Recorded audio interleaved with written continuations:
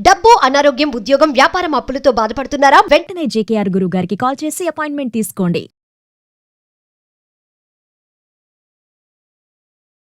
నమస్తే, welcome back to Suman TV. ప్రస్తుతం మనతో పాటు ఉన్నారు కేరళ జ్యోతిష నిపుణులు, life coach, manifestation coach, money coach, date of birth లేని వారికి పుట్టుమచ్చల శాస్త్రం, ప్రశ్న శాస్త్రం, హస్త సాముద్రిక, బహుముఖ ప్రజ్ఞాశాలి జేకేఆర్ గారు ఉన్నారు. గురుగారితో మాట్లాడదాం. నమస్తే అండి. నమస్కారం. గురుగారు, మరి శ్రావణ మాసం వచ్చేసింది. ఇప్పుడు మహిళలందరూ కూడా వరలక్ష్మి వ్రతం కోసం రెడీ అవుతుంటారు, ఆల్రెడీ స్టార్ట్ చేస్తూ ఉన్నారు. అంటే ఒక్కసారి ఈరోజు మా మహిళా వ్యూవర్స్ కి వరలక్ష్మి వ్రతం ఎలా చేసుకోవాలి, ఎలా అంటే కొన్ని మిస్టేక్స్ చేస్తా ఉంటారు తెలియక కొంతమంది. సో ఒక్కసారి పూర్తిగా వాస్తవంగా వరలక్ష్మి వ్రతం అంటే చాలా ఇంపార్టెంట్ అమ్మా. ఈ శ్రావణ మాసం రాగానే ప్రతి ఒక్క స్త్రీ వరలక్ష్మి వ్రతం చేయాలని రూపులు చేయించుకుని చాలా రంగరంగ వైభవంగా చేస్తూ ఉంటారు. వాస్తవానికి ఎన్ని వరలక్ష్మి వ్రతాలు చేసినా ఈ వరలక్ష్మి వ్రతం యొక్క మహత్యం ఏమిటి, దాని యొక్క విధి విధానం ఏమిటి తెలుసుకుని చేయటం వల్ల విశేష ఫలితం కలుగుతుంది. వాస్తవానికి వరలక్ష్మి వ్రతం రోజు వీరు పొద్దున్నే నిద్రలేచి కాలకృత్యములు తెచ్చుకున్న తర్వాత గుమ్మానికి పసుపు రాసి బొట్లు పెట్టి మీ పూజా మందిరంలో ఇలా సంకల్పం చేసుకోవాలి. ఎలా అంటే, అమ్మా నేను ఈ వరలక్ష్మి వ్రతం చేస్తున్నాను, దీనికి అసలు ఆ లక్ష్మీదేవి అనుగ్రహం ఎలా కలుగుతుందో ముందు మనసులో ఒక్కసారి ఆలోచించి వ్రతానికి పూనుకోవాలి. అయితే ఎలా అంటే ఆ కథ కూడా మనం చెప్పుకుందాం. క్షీరసాగర మదనంలో లక్ష్మీదేవి ఉద్భవించింది. ఆ ఉద్భవించినప్పుడు ఆ తల్లి ఎప్పుడైతే మనకి ఉద్భవించిందో ఆ రోజు నుంచి మనం లక్ష్మీదేవిని ఆరాధన చేస్తూ ఉన్నాము. ఆ వరాలు ఇచ్చే వరలక్ష్మీదేవి మన ఇంట త్రిష్ట వేసి కూర్చోవాలని సంకల్పం చేసుకుని మీరు ఈ విధంగా సంకల్పం చేయాలమ్మా. ఎందుకనంటే సాక్షాత్తు ఇంద్రుడు అంతటి వాడు లక్ష్మీ అష్టోత్తరాన్ని ఈ శ్రావణ మాసంలో వరలక్ష్మి వ్రతం రోజున 3 సార్లు లక్ష్మీ అష్టోత్తరాన్ని పఠించి ఆ లక్ష్మీదేవికి అనుగ్రహానికి పాత్రులైనట్లుగా మన చరిత్ర తెలియజేస్తా ఉంది. కాబట్టి మనం కూడా ఈ వరలక్ష్మి వ్రతం రోజున లక్ష్మీ అష్టోత్తరాన్ని 3 సార్లు చదువుకోవటం మాత్రం మానకుండా చదవాలమ్మా. దీంతో పాటుగా మనకి వరలక్ష్మి వ్రత కథ విధానం ఉంది కదా, చారుమతి కథ. ఆ కథ అంతా కూడా తెలుసుకుని దాని యొక్క సారాంశం ఏమిటో తెలుసుకోవాలి. మనం పూజ చేసినా లేదా ఒక హోమం చేసినా ఈ పూజ ఎందుకు చేస్తున్నాం, ఆ కథ యొక్క సారాంశం ఏమిటి, దాన్ని మనం అవలంబిస్తున్నామా లేదా అనేది ఇంపార్టెంట్. ఏ పూజ మనకు ఫలించాలన్నా ఆ కథలో ఉన్న నీతిని తెలుసుకుని మనం ఆ రోజు నుంచైనా ఆచరిస్తే ఓకే, ఆచరించకపోతే ఆ రోజు నుంచైనా ఆచరించే విధానాన్ని మొదలు పెట్టాలి.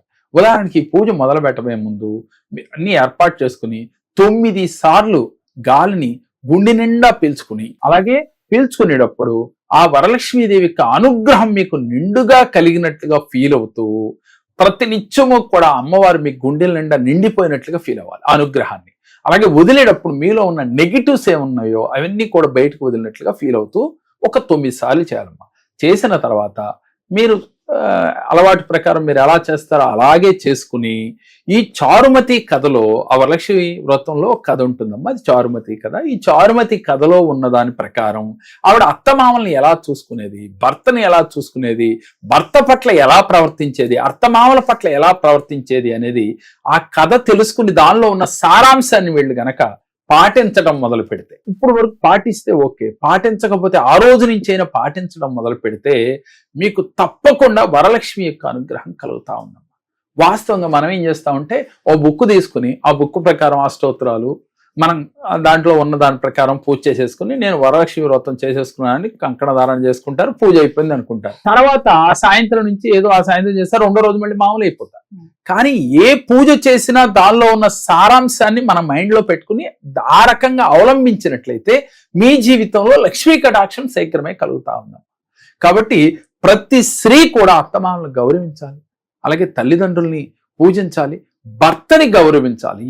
ఇవి చేయలేకపోతే జీవితంలో సక్సెస్ రాదు ఎన్ని వ్రతాలు చేసినా. ముఖ్యంగా శ్రీ వరలక్ష్మి వ్రతం చేసేటప్పుడమ్మా భార్యాభర్తలు ఇద్దరూ కలిసి చేస్తే అద్భుత ఫలితాలు ఉంటాయి. సతీ సమేతంగా చేస్తేనే ఫలితం ఎక్కువగా ఉంటుంది. కాబట్టి ఈ వరలక్ష్మి వ్రతం చేసేటప్పుడు సతీ సమేతంగా ఈ సంవత్సరం చేసి మీ జీవితాల్లో అద్భుత ఫలితాలు మీరు పొందాలి. అలాగే దీనితో పాటుగా నేను కొన్ని మంత్రం చెప్తాను. ఆ మంత్రాన్ని ఆ పూజ అయిన తర్వాత అయినా ముందుగా కానీ అవకాశం ఉన్నన్నిసార్లు ఆ రోజు కనుక జపిస్తే ఆ సిరుల తల్లి శ్రీ మహాలక్ష్మీదేవి, ఆ వరలక్ష్మి అమ్మవారు మీ ఇంట్లో త్రిష్ట వేసుకొని కూర్చుంటుంది. జననీ కనకవృక్షం దక్షిణాం తీర్పయామి. ఈ మంత్రాన్ని మనసులో అన్లిమిటెడ్ గా రోజల్లా కూడా చదువుకుంటే మంచి అద్భుత ఫలితాలు వస్తాయి. ఓం ఐం హ్రీం శ్రీం ధనం దేహి దేహి ఓం. ఓం ఐం హ్రీం శ్రీం ధనం దేహి దేహి ఓం. ఈ మంత్రాన్ని కూడా మనసులో తలుచుకుని ఆ వరాల తల్లి శ్రీ మహాలక్ష్మీదేవి మీ ఇంట త్రిష్ట వేసుకొని కూర్చుండమ్మా. మీరు కోరుకున్న ఏదైతే కోరుకుంటున్నారో ఆ సంకల్పాలు సిద్ధించినట్లుగా, అలాగే మీరు చేస్తున్న వృత్తి ఉద్యోగ వ్యాపారాల్లో ఆర్థికంగా లాభించినట్లుగా మీరు గనక వరలక్ష్మి వ్రతం రోజున చేసినట్లయితే విశేష ఫలితం కలుగుతుంది. పూజ అయిపోయింది కదా అని చెప్పి మళ్ళీ పిల్లల్ని తిట్టడమో, భార్యతో పోట్లాడుకోవటమో, అలాగే పక్కింటి వారు ఎదురింటి వారి గురించి చర్చించడమో చెయ్యొద్దు. ఆ రోజుల్లో కూడా అమ్మవారు అనుగ్రహాన్ని మీరు పొందినట్టుగా ఫీల్ అవుతూ ఆ మధురానుభూతులతోనే ఆ రోజుల్లో గడపాలి. అలా చేయటం వల్ల మీరు వ్రతం మీరు ఎలా అయితే ఆచారం ప్రకారం చేసుకుంటున్నారో అలా చేసినప్పటికీ కూడా మీకు ఫలితం వచ్చి తీరుతుంది. మరి ఈ 2025 సంవత్సరం మరి శ్రీ వరలక్ష్మి అమ్మవారి వ్రతాన్ని ఇలా చేసి చూడండి. దాని ఫలితం మీకు ఎంతటి అద్భుతంగా ఉంటుందో మీరు ఆశ్చర్యపోక తప్పదు. ఎందుకనంటే అమ్మా, ఇప్పుడు దాకా మనకు తోచినట్టు చేశాం. నేను మీకు చెప్పేది ఒకటే, మీ యొక్క ఆచారం ప్రకారమే చేసుకోండి, కానీ చేసే విధానంలో చిరు మార్పు చేయండి. మీ జీవితాల్లో అద్భుతాలు చూస్తారు. నమస్తే గురుగారు. నమస్కారం. మా పాప వివాహ సంబంధం గురించి జేకే సార్ గారి దగ్గరికి వచ్చాము. ఆయన చెప్పిన రెమెడీస్ మంత్రాలు మేము ఉపయోగించాము. 3 నెలల లోపల అనుకున్న సంబంధం కన్నా ఒక గొప్ప సంబంధం రాగలిగింది. 3 నెలల లోపల మా సమస్యలన్నీ పరిష్కారం అయ్యి ఒక మంచి సంబంధం వచ్చి నేను అనుకున్న స్థాయి కన్నా మంచిగా చేయగలిగాను.